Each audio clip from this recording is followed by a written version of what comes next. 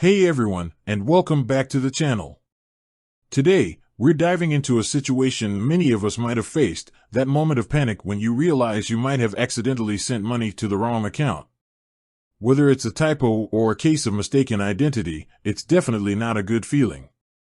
But fear not, Ally Bank, a popular online bank known for its user-friendly interface and high-interest savings accounts, has features in place to help. One such safeguard is the Ally Check Limit, and that's exactly what we'll be exploring today. So, if you're an Ally Bank customer or are considering switching to one, this video is for you.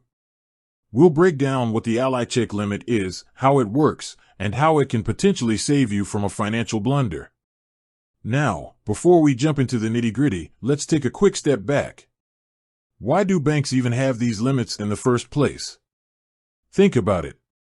Online banking makes sending money a breeze, but that same ease can also lead to mistakes. A simple typo in an account number, or even selecting the wrong recipient from your saved list, can result in your hard-earned cash landing in someone else's account. That's where the Ally Check Limit comes in. It acts like a safety net, preventing you from accidentally sending large sums of money to an unverified account. Here's how it works. When you try to transfer money through Ally Bank, whether it's a one-time transfer or setting up a recurring payment, there might be a limit on how much you can send to a new recipient or an unverified account. This initial limit helps ensure you have a chance to double-check the recipient's information before committing to a larger transfer. Now, the exact Ally Check Limit can vary depending on a few factors.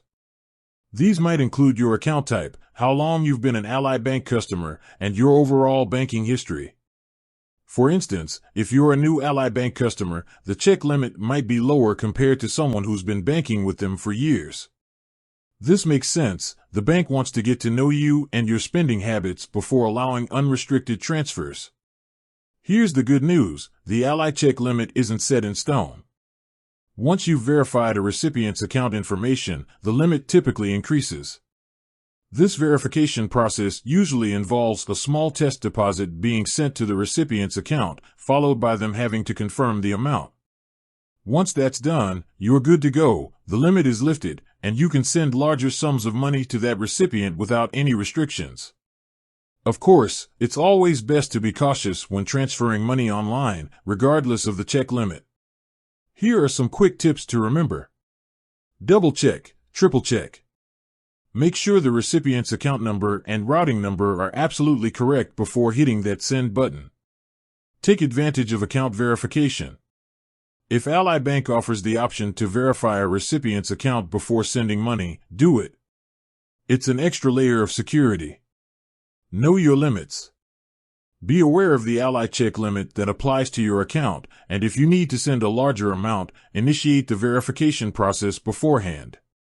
By following these simple steps, you can minimize the risk of accidentally sending money to the wrong account. Remember, the Ally Check Limit is there to protect you. It might seem like a hassle at times, but it's a safeguard that can potentially prevent a financial headache. So, that's all we have for today on the Ally Check Limit. Hopefully, this video has shed some light on how it works and why it's important. With that said, thanks for watching, and until next time, stay safe and happy banking.